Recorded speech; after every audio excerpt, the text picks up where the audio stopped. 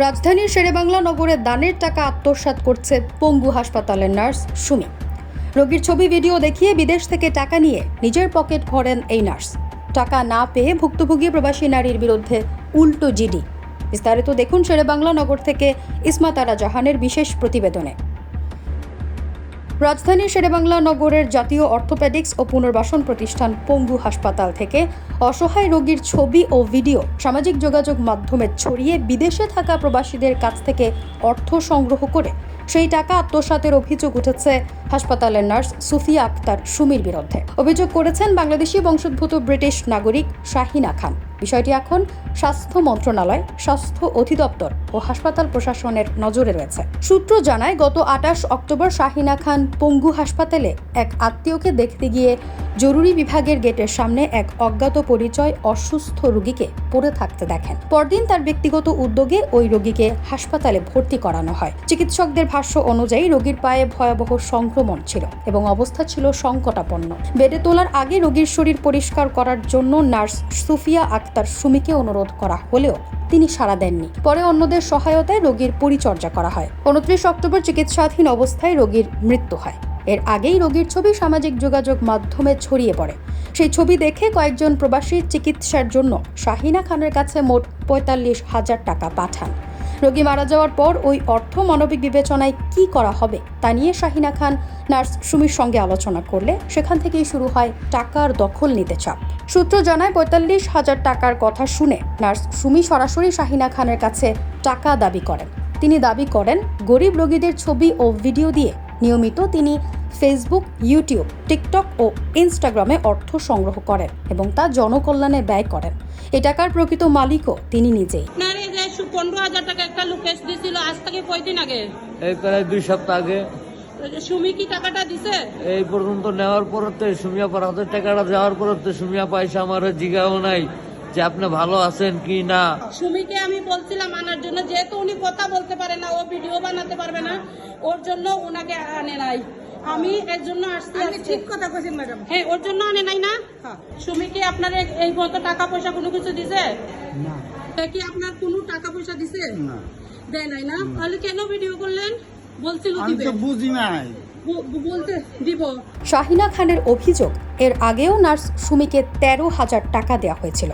সেই টাকা রোগীদের জন্য ব্যয় না করে আত্মসাৎ করা হয়েছে। বিষয়টি নিশ্চিত হওয়ার পর তিনি 1 নভেম্বর নিজেই হাসপাতালের ওয়ার্ডে গিয়ে দরিদ্র রোগীদের মধ্যে 45,000 টাকা বিতরণ করেন। এরপরই পরিস্থিতি ভয়াবহ রূপ নেয়। আপু, আপনি কি ওই নার্সের কাছে গেছিলেন সাহায্যের জন্য? উনি কিছুই শুনে নাই, কথা শুনে নাই।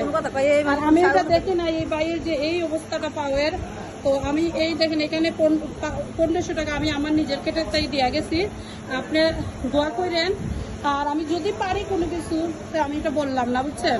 সুমির কাছে তো আপনি গেছিলেন এই রোডের টাকার জন্য। আপনার সামনে তো আমার সামনে গেছিলেন। সে আপনাকে কি করতে ধমক দিছে? আমাকে মানা করছে ওইটা না দিতে। এটা কি রাইট করছে? জি না, আমি তো দিতে চাইছিলাম। আমি আর যাই না। ভিডিও ছাড়ছিল আপনাকে নিয়ে, সে বেডের উপরে ঘুম পারে ভাত খাওয়াচ্ছে। আপনাকে কয়দিন সে ভাত খাওয়াইছে? আমার এক লোকে কিনে দিয়েছিল, খাইছি। ওইটা সে খাওয়াইয়া দিছে এক লোকে একদিন। আর তো কিছু খাওয়ায় নাই না। তারপরে আপনাকে কোনো টাকা দিছে সে? আপনাকে নিয়ে যে ভিডিও বানাইছে ওইটা কি জানেন? আমি তো বলতে পারেন না। আচ্ছা, আপনাকে নিয়ে যে সে ভিডিও বানাইছে বিছনার উপরে রাইখা সুন্দর একটা বেডের মধ্যে ফেসবুকে ছাড়ছে, ওইটা আপনি জানেন না? আচ্ছা, ঠিক আছে। সূত্র জানায়, টাকা নিজের হাতে না পেয়ে নার্স সুমি শাহিনা খানকে দেখে নেয়ার হুমকি দেন। এরপর একাধিকবার ফোন করে তাকে চাপ প্রয়োগ করা হয়। সর্বশেষ নভেম্বরের দ্বিতীয় সপ্তাহে শেরেবাংলা নগর থানার এক উপপরিদর্শক শাহিনা খানকে ফোন করে জানান, নার্স সুমি তার বিরুদ্ধে থানায় একটি সাধারণ ডায়েরি করেছেন। শাহিনা খান বলেন, আমি একজন অসহায় মানুষের পাশে দাঁড়িয়েছিলাম। সেই কাজে সহযোগিতা না করে উল্টো টাকা লুট করতে চাওয়া হয়েছে। আমি টাকা দেইনি বলেই আমার বিরুদ্ধে জিডি করা হয়েছে। তদন্ত সংশ্লিষ্ট পুলিশ সূত্র জানায়, নার্স সুমির অভিযোগ, শাহিনা খান তাকে প্রাণনাশের হুমকি দিয়েছেন। আর শাহিনা খানের অভিযোগ, নার্স রোগীদের ব্যবহার করে নিয়মিত দানের টাকা আত্মসাৎ করেন। দুই পক্ষের অভিযোগই এখন তদন্তাধীন। হাসপাতালের একাধিক কর্মচারী নাম প্রকাশ না করার শর্তে বলেন, সামাজিক যোগাযোগ মাধ্যমে রোগীর ছবি দিয়ে টাকা তোলার অভিযোগ নতুন নয়।